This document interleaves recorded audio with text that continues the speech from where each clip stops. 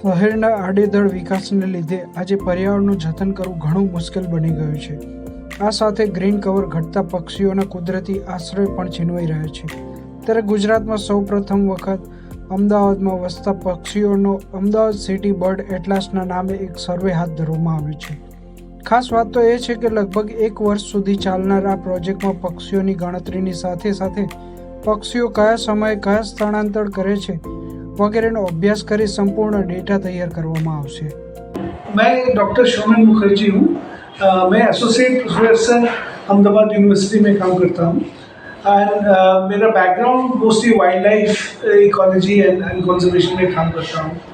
तो हम लोगों ने अहमदाबाद बर्ड एटलस के बारे में इसलिए स्टार्ट किया क्योंकि हम लोगों ने रियलाइज़ किया कि ये पूरा अहमदाबाद सिटी में बहुत लिमिटेड इन्फॉर्मेशन है कि कौन कौन से एरिया में कौन से बर्ड्स मिलते हैं.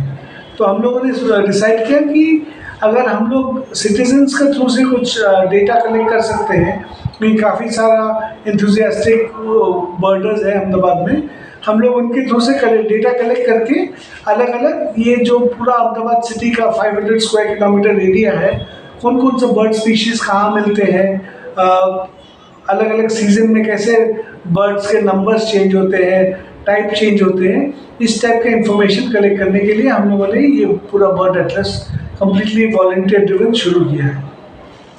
इस टाइप का बर्ड एटलस अगर आप देखेंगे तो ज़्यादातर आपको मोस्टली साउथ इंडिया में दिखेगा. So one of the first bird Atlas आपका मैसूर सिटी के लिए बनाया गया था. उसके बाद कोयम्बतूर सिटी, कुछ केरला के सिटीज़, उनके बारे में भी बर्ड एटलस उन लोगों ने बनाया. लेकिन नॉर्थ इंडिया में प्रीटी मच कोई भी बर्ड एटलस अवेलेबल नहीं है, और इवन वेस्टर्न इंडिया में. सो ये और एक कारण था. हम लोगों ने सोचा कि ये वेरी इंटरेस्टिंग होगा कि अगर एक नॉर्थ इंडियन का सिटी में इस टाइप के बर्ड एटलस बनाए.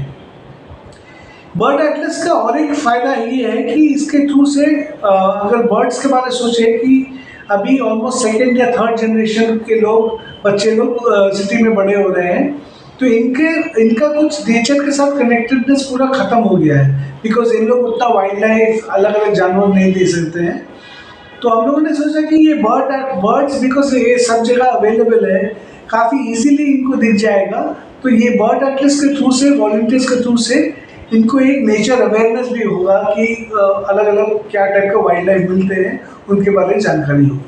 હેલો એવરીવન, મારું નામ દેવવ્રતસિંહ મોરી છે. હું અમદાવાદ યુનિવર્સિટીમાં as a field coordinator job કરું છું.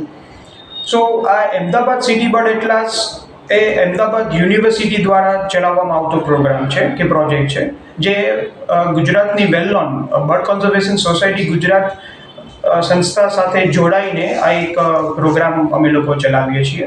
સો અમદાવાદ સિટી બર્ડ એટલાસ અમે લોકોએ 30th નવેમ્બરથી સ્ટાર્ટ કરેલું છે. એના પહેલાં અમે લોકોએ 3 વર્કશોપ ઓર્ગેનાઇઝ કરેલા અમદાવાદ યુનિવર્સિટી પર, જે વર્કશોપના માધ્યમથી જેટલા વોલેન્ટિયર્સ હતા participants Ahmedabad city bird atlas માટેના, એ લોકોને અમે વર્કશોપથી ના માધ્યમથી પક્ષીઓ કેવી રીતે ઓળખવા, કેવી રીતે ઈ બર્ડના માધ્યમથી ડેટા એન્ટ્રી કેવી રીતે કરવી, પ્લસ પ્રેક્ટિકલ આસ્પેક્ટ્સ કે જ્યારે તમે ફિલ્ડમાં જઈને, જ્યારે તમે સિટીમાં તમે પક્ષીનું સર્વે સ્ટાર્ટ કરશો, તે સર્વે સ્ટાર્ટ કરતાં પહેલાં તમારે કેટલા પ્રિકોશન્સ તમારે ધ્યાનમાં રાખવાના છે.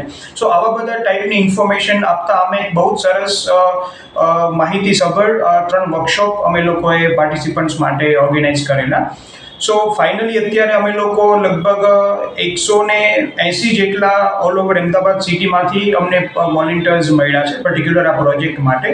સો એ બધા જ વોલેન્ટિયર્સ અત્યારે અમદાવાદના એક જે સિલેક્ટેડ સેમ્પલિંગ સબસેલ છે, જે ગ્રીડમાં અમે લોકોએ સાયન્ટિફિક પદ્ધતિથી આખું અમદાવાદ સિટીને જે રીતે ગ્રીડમાં અમે લોકોએ વહેંચેલું છે, સો એ સબસેલમાં જઈને એક ટીમ જઈને બર્ડ વોચિંગ કરે છે, ડેટા કલેક્ટ કરે છે. ડેટા કલેક્ટ કરીને ઈ બર્ડના માધ્યમથી ઈ બર્ડ પર અપલોડ કરે છે. સો અત્યારે અમારી પાસે અરાઉન્ડ 20 જેવી ટીમ છે અમદાવાદમાં, અને દરેક ટીમને અમે જે અમદાવાદ સિટીના જે બર્ડ છે એ બર્ડના નામથી અમે ટીમના નામ આપેલા છે. કોઈ ટીમ છે કોયલ ટીમ છે, કોઈ શિકરા ટીમ છે, કોઈ કાઇટ ટીમ છે, કોઈ આઉલેટ ટીમ છે. તો એ રીતે ટીમ વાઇઝ અત્યારે અમે લોકો ડેટા કલેક્શન કરીએ છીએ. સો આ જે સિટીઝન સાયન્સ પ્રોગ્રામ છે એ સિટીઝન સાયન્સ પ્રોગ્રામના ડેટા કલેક્ટ કરવા માટે અમે ઈ-બર્ડ એપ્લિકેશનનો ઉપયોગ કરીએ છીએ, જેના માધ્યમથી વોલેન્ટિયર્સ ફિલ્ડમાં જઈને પક્ષીઓ વિશેની માહિતી લઈને એમાં અપલોડ કરે છે. જે અપલોડ થયેલી માહિતીને અત્યારે અમે આ એક્સરસાઇઝ ડેટા કલેક્શનનું શિયાળાના 2 મહિના કરીશું અને બાકીના સમરના 2 મહિના અમે કરીશું. બાકીના ટાઈમમાં અમે લોકો જે કાંઈ ઇન્ફોર્મેશન અમને મળી છે એને લઈને અમે અમદાવાદ યુનિવર્સિટી એ ડેટાને લઈને એનાલાઇઝ કરશે ડેટાને. અને દર્શક મિત્રો, આ જે સિટીઝન સાયન્સ પ્રોગ્રામ છે એટલે કે અમદાવાદ સિટી બર્ડ એટલાસ એ એક વિના મૂલ્યે કોઈ પણ વોલેન્ટિયર્સ, ઇવન કોઈ પણ બર્ડ એન્થુસિયાસ્ટ કે નેચરલિસ્ટ, બર્ડર, ફોટોગ્રાફર, કોઈ પણ વિના મૂલ્યે એક પણ ફી અમે કોઈની પાસેથી લેતા નથી. ફ્રી ઓફ કોસ્ટ આ પ્રોગ્રામ છે, કોઈ પણ જોડાઈ શકે છે અમદાવાદ સિટી બર્ડ એટલાસ માટે.